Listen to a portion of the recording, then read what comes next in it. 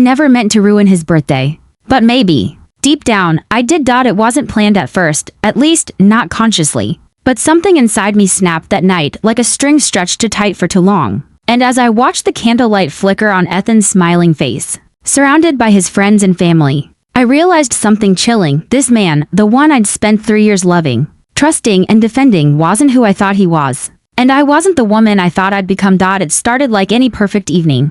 The restaurant glowed with soft amber lights, the kind that make people look happier than they really are. Ethan had planned every detail of his own celebration, of course, he always did. The private dining room at a high-end Manhattan restaurant, the live jazz band, the perfect guest list. He didn't like surprises unless he was the one giving them, and me? I was supposed to be the perfect girlfriend, the supportive, smiling one standing quietly by his side, wearing the red dress he picked out because it makes you look elegant. But not too loud. I used to think that was love, letting him decide who I should be. But that night, as I stood there holding a glass of champagne, watching him laugh at some joke his coworker made, something inside me twisted. It wasn't jealousy. It wasn't anger. It was realization. I was invisible. Every story he told was about him, his promotions, his achievements, his charm. He didn't even introduce me properly to his friends. I was just Elena, as if the word girlfriend might somehow make him look weaker, and yet, everyone thought we were the perfect couple. The truth was, I'd been slowly fading away in his shadow. An hour later, as dinner was served, my phone buzzed. A notification flashed across the screen, a photo I'd seen before but never this clearly. Ethan smiling with her. Her name was Alyssa, his business associate, and the picture wasn't from some random corporate event. No, it was taken last weekend. The same weekend he told me he was too busy with meetings to go away with me. They were holding hands across a candlelit table. The irony wasn't lost on me. 1 week later, here I was, holding a champagne glass at his candlelit celebration. My chest tightened. My fingers went numb. But I didn't cry. Not this time. Instead, I looked up and saw him. Ethan, laughing, completely at ease. And in that moment, something clicked. If he could play pretend so effortlessly, maybe I could too. For the next 2 hours, I smiled. I laughed at his jokes. I clinked glasses with his colleagues. I even helped the waiter bring out the cake, the one I'd ordered myself, with his favorite frosting and gold lettering that said, "Happy birthday, Ethan." But beneath the surface, I was planning something. Something I didn't fully understand yet, only that it was going to change everything. When the waiter placed the cake on the table and everyone began to sing, I stepped closer to Ethan. He turned toward me, grinning, eyes full of self-satisfaction. "Elena," he whispered, "you're quiet tonight." I smiled, just watching. He didn't notice the edge in my voice. He never did. As the last note of happy birthday faded, he picked up the knife and said, "Make a wish." And I whispered under my breath, "So will I." When he blew out the candles, the room filled with applause. I took a deep breath. My hands trembled, not from fear but from anticipation, because right then, I knew what I had to do. I reached into my clutch, pulled out my phone, and tapped the screen. The projector behind Ethan, the one he had set up earlier to play his life highlight reel, flickered to life. Only this time, it wasn't showing his business awards or college memories. It was showing him and her, laughing, kissing, lying. The room went dead silent. Ethan froze, his knife still halfway through the cake. And for the first time in 3 years, he didn't have the right words. I didn't shout. I didn't cry. I just said, calmly, into the stunned silence, "Happy birthday, Ethan." And then I walked outside. The city air felt cold and sharp against my skin, but it was cleaner than anything I'd breathed in months. For the first time, I wasn't scared. I wasn't trying to hold something broken together. I was free. That night, I ruined his birthday. But what he didn't know, what I didn't even realize yet, was that I had just started rewriting my own life, because sometimes you have to destroy the illusion of love to find the truth within it. People always say that revenge feels good. They never tell you about the silence that comes after. When I walked out of that restaurant, my heels clicking against the marble floor, I expected to feel triumphant, powerful, liberated, and for a few minutes, I did. But when I reached my car, that feeling dissolved into something else, a strange, aching emptiness. Like I had cut away a part of myself along with him. I sat there, gripping the steering wheel, staring at my reflection in the rearview mirror. My lipstick was still perfect, my hair untouched. I looked composed. But my eyes, they looked like a stranger's. "Who are you now?"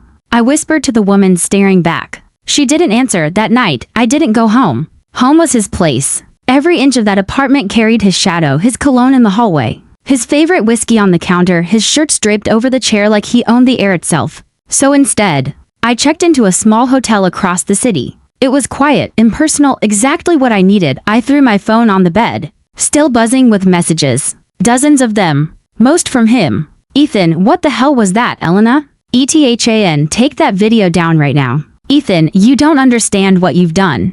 ETHAN, please, just answer me. And then finally, Ethan, I love you. Can we talk? I laughed. It wasn't the happy kind. It was the kind that breaks the silence in a room full of ghosts. Love? He loved the idea of me. The one who smiled when he spoke, who forgave every late night and every missing piece of truth.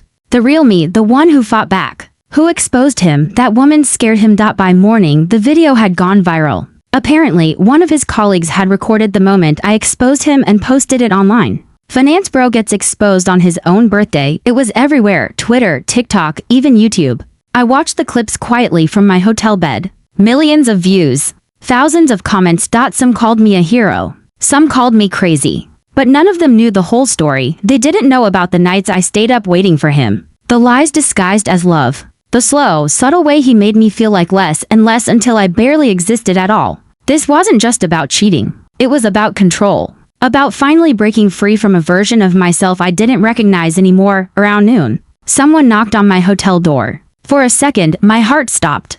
I imagined Ethan standing there, furious, desperate, manipulative, but when I opened the door, it was my best friend, Hannah. She didn't say anything. She just pulled me into a hug. Oh my God, Elena, she whispered. You really did it. I pulled away, trying to smile. Yeah, I guess I did. She shook her head, half in disbelief, half in admiration. I watched the video. You were unreal, calm, cold. I could never have done that. That's the thing, I said quietly. Neither could I. Not before. We sat on the edge of the bed, and for the first time, I let the silence breathe between us. It felt heavy, but not suffocating. You okay? She asked gently. I don't know, I admitted. I thought I'd feel free. But it's weird, when you build your world around someone, even if they hurt you, tearing it down feels like tearing yourself apart. She nodded. Maybe that's what healing looks like. Messy, honest, real. Her words sank deep. Healing. That word had always sounded like something passive, soft music, therapy quotes, slow walks. But now I realized it was the opposite. Healing was violent. It tore through the lies you told yourself just to keep going. That night, I couldn't sleep. The city hummed outside the window, alive and uncaring. I scrolled through social media, through articles and gossip posts, each headline louder than the last. Ethan Carter's company had issued a statement, personal matter, no comment. His perfect reputation was unraveling, and though a part of me wanted to smile, another part just felt tired. Because revenge doesn't erase pain. It only exposes it. Still, I wasn't sorry. Not even for a second. He had taught me that silence was love. I had taught him that silence can also be a weapon. The next morning, I woke to sunlight streaming through the blinds. For the first time in a long while, I didn't feel like pretending. I didn't need makeup to look strong or his validation to feel seen. I got up, made coffee, and stared out at the skyline. New York looked different today, sharper, brighter, like it was daring me to start over. And maybe I would. Not because I wanted to prove anything to him, but because, for the first time, I wanted to live for me. The calm after the chaos wasn't really calm at all. It was the sound of something new beginning, quiet, steady, and entirely mine.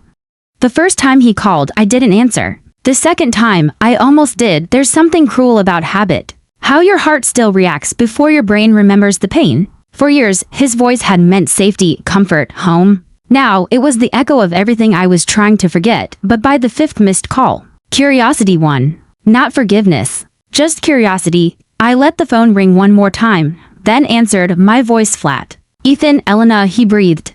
Thank God, I need to talk to you. I said nothing. Silence is power. I was learning that. After a pause, he spoke again, his voice shaking. You've destroyed me, Elena. Do you have any idea what you've done? I almost laughed. Funny, that's exactly what I thought when I found out about Alyssa, he sighed, deep and dramatic. It wasn't what you think. It was a mistake. A stupid, meaningless stop. My tone was sharper than I expected. You don't get to rewrite this story, Ethan. You already had your version for 3 years. This time, it's mine. He went quiet. I could hear him breathing on the other end, that same steady rhythm I used to fall asleep to. Only now it sounded foreign, intrusive, almost. Finally, he said softly, can we just meet? Please, one last time. For hours, I stared at the wall, debating. Every rational part of me screamed no. But the truth is, closure is a tricky illusion. You know it won't heal you, but you chase it anyway. Like touching fire just to make sure it still burns. So, I agreed. A small cafe near Central Park, neutral ground. When I arrived, he was already there,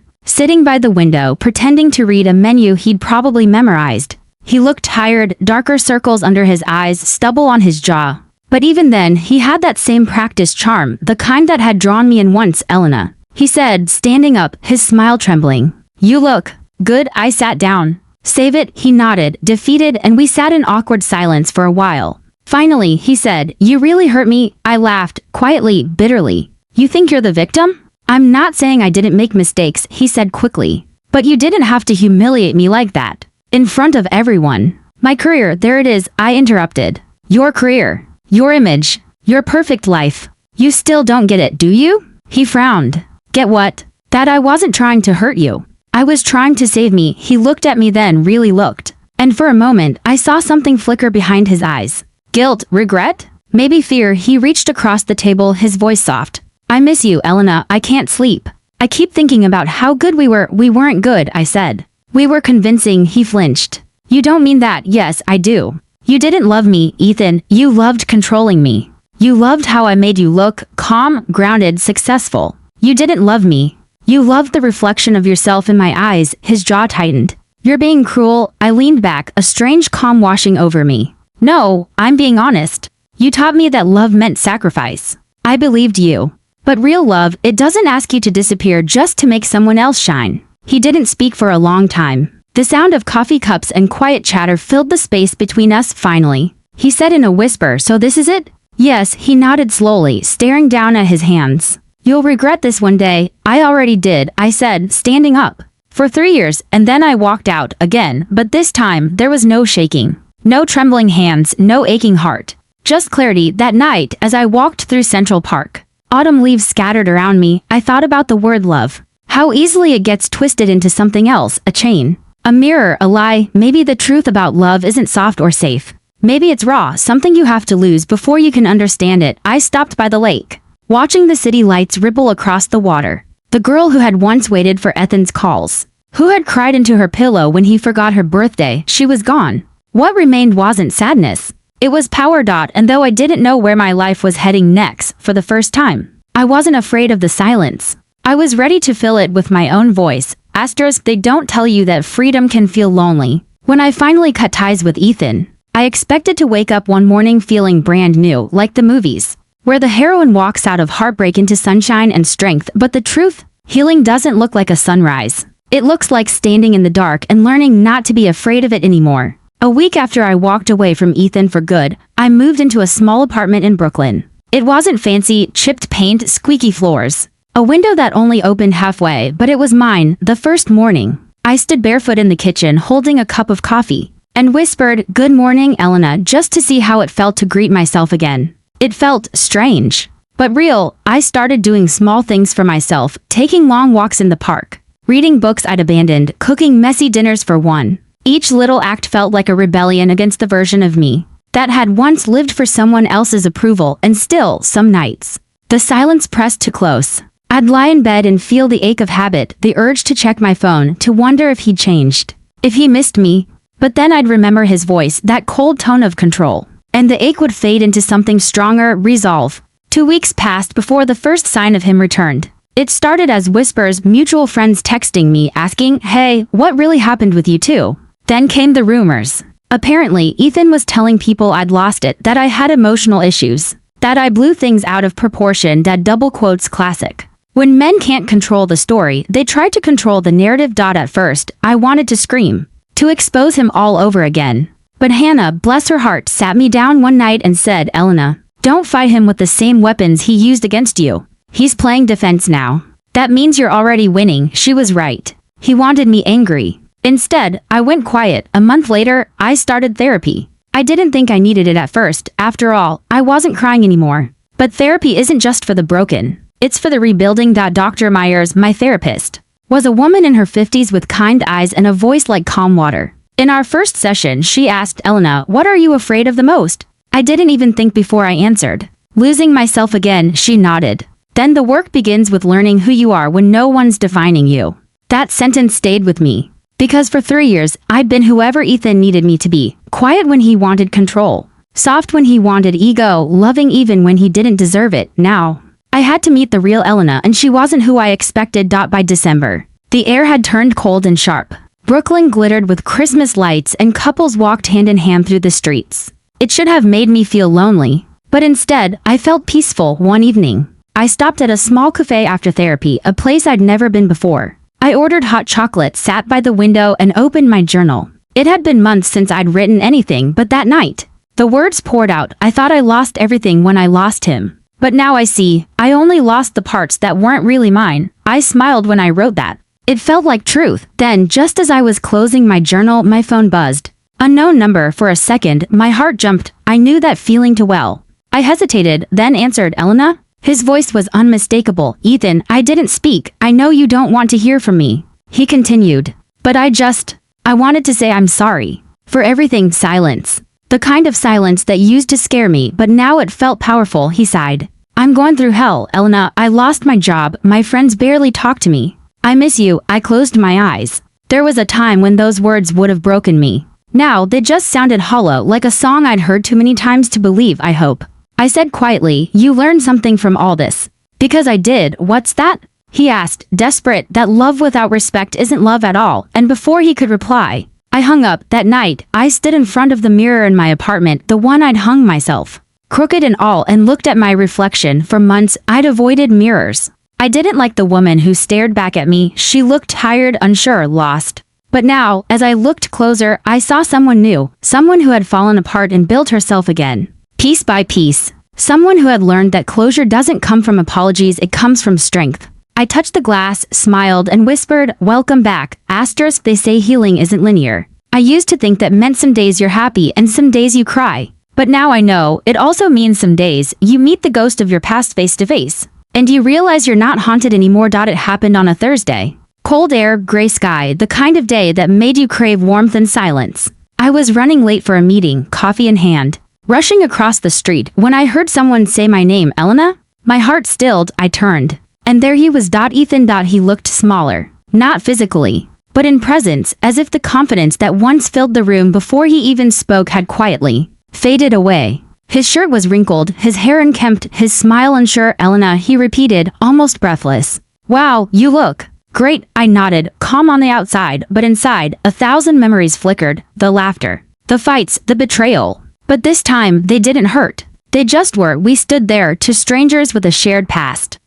The same man who once broke me was now searching my eyes for something, maybe forgiveness, maybe validation. And I realized, for the first time, I didn't owe him either. How have you been? He asked, voice trembling slightly. I've been good, I said simply. Really good, he nodded, his gaze dropping. That's great. I'm happy for you. But his tone betrayed him. He wasn't happy. He was lost. A silence stretched between us, not uncomfortable, but heavy with all the words we'd never said. I still think about that night, he said finally. Your birthday stunt. The video. It really messed me up, Elena. I tilted my head. Did it make you think about what you did to me? He swallowed hard. Every day, for a second, I almost pitied him. But pity is just another form of powerlessness, and I was done giving mine away. We ended up walking to a nearby bench, the same park where he once promised me forever. He talked for a while about losing his job, how people didn't trust him anymore, how he wished he could take it all back, and I listened. Not because I cared, but because I wanted to hear how far I'd come. I didn't realize how much I hurt you, he said finally. I thought love meant control. I thought if I could shape you into what I needed, I'd feel whole. And did you? I asked softly. He looked away. No, I just ended up alone. I nodded, letting the words settle between us. Then I smiled, a small, peaceful smile that came from deep inside. Ethan, I said gently, you don't need my forgiveness to move on. You just need to stop pretending you were the only one who suffered. He blinked, eyes glassy. You really don't hate me? I shook my head. No, hating you would mean you still have space in my heart. And you don't anymore. As I stood up to leave, he said something I'll never forget. You've changed. I turned to him, meeting his gaze steadily. No, I said. I finally became who I was supposed to be, and I walked away. That night, I didn't cry. I didn't replay the conversation. I didn't even check his social media like I once would have. Instead, I made myself dinner, turned on my favorite playlist, and danced barefoot in my kitchen. Every step felt like reclaiming something I'd lost. Joy, lightness, peace. When the song changed to one we used to love, I didn't skip it. I just kept dancing. Because the past wasn't my prison anymore, it was my proof that I'd survived. Proof that I'd grown. Proof that love, real love, starts with the person in the mirror. As I crawled into bed, I whispered a small thank you, not to Ethan, but to myself. For staying. For leaving. For rebuilding. And for finally understanding that letting go isn't about forgetting someone. It's about remembering yourself. A year later, I stood on the same beach where Ethan once promised me forever. The waves still danced, the horizon still glowed gold, but something was different. Me, back then. I used to believe love meant losing yourself for someone else. Now I know the truth. Love isn't about completion. It's about connection. And connection never asks you to disappear. I had come here to say goodbye. Not to him, but to the version of me who begged for his attention. Who measured her worth by his moods, who thought heartbreak was proof of love. The wind carried the scent of salt and freedom. I closed my eyes and breathed it in, letting it wash away the last traces of who I used to be. And as I stood there, I remembered the night I ruined his birthday. The trembling hands, the tears, the cameras clicking as the truth spilled out. It used to haunt me, the humiliation, the chaos, the backlash. But now, I saw it differently. That night wasn't my downfall. It was my rebirth. In the months after Ethan, I started writing again, short pieces about healing, pain and power. I posted them anonymously online, never expecting anyone to read them. But people did. They wrote back. They said my words felt like their story to Dodd, and slowly, I realized my pain had a purpose. I wasn't alone in the storm. I was part of something bigger, a quiet army of women who had been silenced, shamed, or betrayed, and had chosen to rise anyway. One night, I got an email from a woman in Texas. She wrote, "Elena, I saw your video last year, the one where you exposed Ethan. I thought you were crazy. But then, my husband did the same to me. I watched it again, and this time, I saw courage." I read her message 3 times, tears blurring my vision. Because she was right.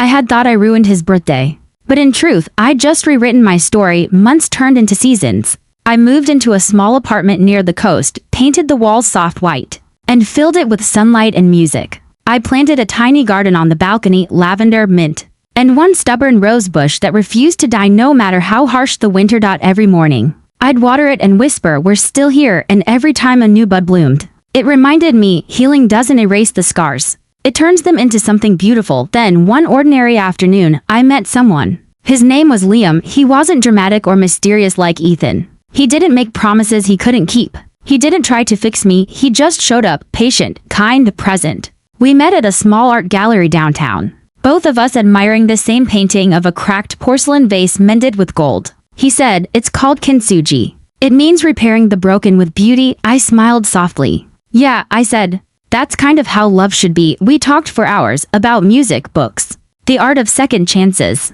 And when I left, I realized something quietly profound. For the first time in years, I wasn't scared to feel again. Weeks passed, and our friendship grew into something warm and real. There was no firework explosion, just a steady flame that never flickered out. He once told me, "You don't owe anyone the version of yourself that hurts." And those words stayed with me because that's the truth about love. It doesn't demand your pain as proof. It doesn't make you small so someone else can shine. It doesn't break you to test your loyalty. Real love, the kind that heals, feels like peace. One evening, as the sun melted into the ocean, Liam and I sat on that same beach again. He reached for my hand and I didn't flinch. I didn't compare. I didn't fear. I just breathed, and in that moment, I realized I wasn't waiting for a fairy tale anymore. I was already living something better, freedom wrapped in peace. As the waves brushed against the shore, I whispered to the wind, "I didn't ruin his birthday. I rescued myself," and for the first time, the words didn't sound like revenge. They sounded like forgiveness. Not for him, but for me. Because love, I finally understood, isn't something you find in someone else's arms. It's something you build inside your own heart and share only when it overflows. And that's the truth about love.